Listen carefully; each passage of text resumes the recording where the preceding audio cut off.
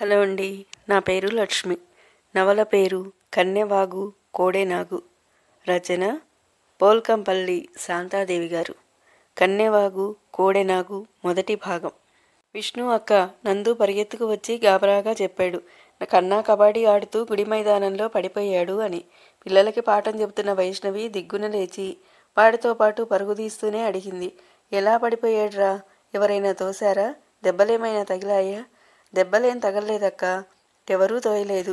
కబడ్డీ ఆడుతున్నాం. వాడు ఊపిరి బిగబట్టి కబడ్డీ కబడ్డీ అంటూనే కింద పడిపోయాడు. పిలిస్తే పలకలేదు.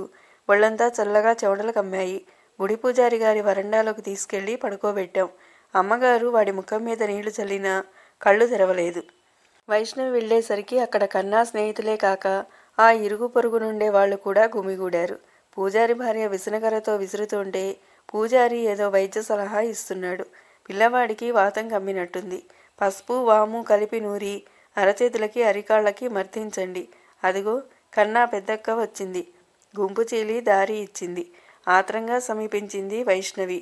కన్నా కళ్ళు మూతలు పడి ఉన్నాయి. శ్వాస కష్టంగా తీస్తున్నాడు. అది ఏ క్షణంలోనైనా ఆగిపోతుందేమో అన్నట్టుగా ఆయాసపడుతున్నాడు. కన్నా, ఒరేయ్ కన్నా! వాడి నుండి జవాబేదీ రాలేదు. ఏమైందిరా నీకు? పలకమేన్రా? కన్నా గడ్డం పట్టుకు కుదుపుతున్న వైష్ణవికి దుఃఖం పొర్లుకు వచ్చింది.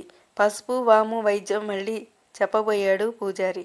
పిల్లాడి పరిస్థితి చూస్తే క్షణాల మీద అన్నట్టుగా ఉంది. నాటు వైద్యం చేస్తూ కూర్చుంటే వాడు హరీమంటాడు. ఈ పక్క సందులోనే ఆర్ఎంపీ డాక్టర్ గారున్నారు కదా, వేగం వెళ్ళి పిలుచుకురండి అంది పూజారి భార్య. పూజారి వైష్ణవి వాళ్లకు బాగా తెలిసినవాడే. వెళ్ళి డాక్టర్ గారిని తీసుకువచ్చాడు. ఆయన పరీక్ష చేసి వెంటనే 2 ఇంజెక్షన్లు ఇచ్చాడు. గుండె మీద మర్తించాడు చిన్నగా. కాసేపటికి వైష్ణవి తండ్రి పట్టాభి, చెల్లెలు వైజయంతి అక్కడికి చేరుకున్నారు. ఎందుకిలా జరిగింది డాక్టర్ గారు? పట్టాభి ఆతృతగా అడిగాడు. సిటీలో హార్ట్ స్పెషలిస్ట్కి చూపిండి. ఇది హార్ట్కు సంబంధించిన జబ్బని, ఇలా మళ్ళీ మళ్ళీ జరగొచ్చని నా అనుమానం. ఆయన ఒక హార్ట్ స్పెషలిస్ట్కి లెటర్ కూడా రాసిచ్చాడు, ఆలస్యం చేయకుండా చూడమని. తర్వాత వెళ్ళిపోయాడు. 10 ఏళ్ల పిల్లవాడికి గుండెకు సంబంధించిన జబ్బా? కన్నాకి కావలసిన వాళ్లే కాదు, ఆ సంగతి తెలిసిన వాళ్లంతా తల్లడిల్లిపోయారు. కుమిలి ఏడుస్తున్న వైష్ణవికి ఆమె తండ్రికి ధైర్యం చెప్పారు. అప్పుడే ఎందుకింత గాబరా పడతారు? ఇది డాక్టర్ గారి అనుమానం మాత్రమే. అన్ని పరీక్షలు చేశాక అప్పుడది కాకపోవచ్చు. కళ్ళు తిరిగి పడిపోవటం, ఒళ్లంతా చెమటలు కమ్మటం, ఒక్కోసారి బలహీనం వల్ల, అతి పైత్యం వల్ల జరగవచ్చు. కానీ ఆ డాక్టర్ గారి అనుమానం నిరాధారం కాలేదు. సిటీలో హార్ట్ స్పెషలిస్టు అరవిందరావు అన్ని టెస్టులు ముగించి కన్నా గుండె బలహీనంగా ఉందని, ఆపరేషన్ అవసరం కావచ్చని చెప్పాడు. ప్రస్తుతానికి కొన్ని మందులు రాసిచ్చాడు. కొన్ని జాగ్రత్తలు చెప్పాడు. పిల్లవాడిని బడికి పంపించొద్దని, పూర్తిగా బెడ్ రెస్ట్ కావాలని, బలానికి పాలు పళ్ళు కావాలని. ఈ మందులు తాత్కాలిక ఉపశమనం మాత్రమే. ఆపరేషన్ చేయటమే బెటర్. హార్ట్ ఆపరేషన్ అంటే వేలతో పని కదా. మరి మీ వల్ల అవుతుందో కాదో? ఖర్చు ఎంత అవుతుంది డాక్టర్? అడుగుతుంటే పట్టాభి గొంతు ఎవరో నొక్కుతున్నట్టుగా అయింది. ప్రస్తుతం ఆయన జీవితాన్ని ఏలుతున్న దరిద్రభూతం కావచ్చునది. నిస్సహాయత, పేదరికం పట్టాభిముఖంలో ప్రస్ఫుటంగా అగుపిస్తుంటే డాక్టర్ కూడా చెప్పలేక చెబుతున్నట్టు చెప్పాడు. సుమారుగా 70-80 వేలు. ఆ తర్వాత పిల్లవాడు బాగా కోలుకోవడానికి పాలకి పళ్ళకి బలమైన తిండికి అంతా ఓ 1,00,000 మాత్రమే ఖర్చు. 1,00,000 రూపాయలు తేవటం కాదు గదా. 1,00,000 రూపాయలు అని నాలుకతో ఉచ్చరించడానికి కూడా అర్హత లేని వాడిని. దివాణంలో నేను గుమాస్తా పనిచేసి పిల్లలకి తిండి మాత్రమే పెట్టగలిగాను. ఆ వేలే నా చేతిలో ఉంటే నా పిల్లలు ఇవాళ తల్లి లేని పిల్లలు అయ్యేవాళ్ళు కాదు. ఒక్కసారిగా 1,00,000 రూపాయలు నేనెక్కడ నుండి తేగలను? ఆయన పేదరికం ఆయన బక్కచిక్కిన దేహంలో, నీరుకావి బట్టల్లో అగుపిస్తూనే ఉంది. డాక్టర్ నిస్సహాయంగా చూసి అన్నాడు, ఈ మందులు వాడుతూ ఉండండి. మీ అదృష్టం బాగుంటే ఆపరేషన్ అవసరం కాకపోవచ్చు. ఊరికి తిరిగి వచ్చాక వైష్ణవి ఆవేశంగా అంది, డబ్బు లేదని కన్నాని చంపుకుంటామా నాన్న? ఏదో ఒకటి చెయ్యాలి. కన్నాని బ్రతికించుకోవాలి. ఏదో ఒకటి ఏం చేస్తామమ్మా? పట్టాభి ఉదాసీనంగా అన్నాడు.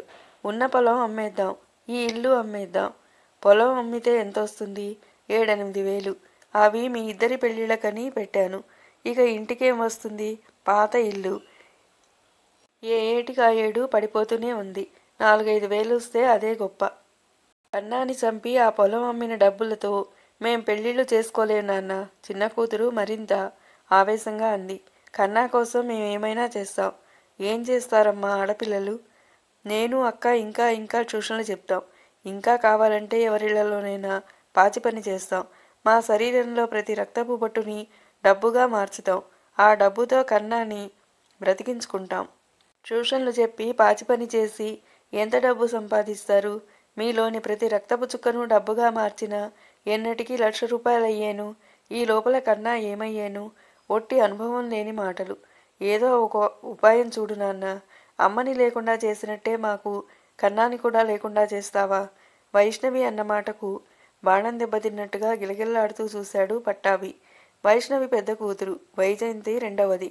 ఆ పిల్ల తర్వాత చాలా ఆలస్యంగా కన్నా కడుపులో పడ్డాడు భాగ్యలక్ష్మికి. వాడు కడుపులో పడ్డప్పటి నుండే ఆమెకి సుస్థి. వాడిని ప్రసవించి బాలింత జబ్బు చుట్టుకోగా అందులోనే కన్ను మూసింది ఆమె. ఆ పురిటికందని వైష్ణవి అరచేతిలో పెట్టుకు పెంచింది.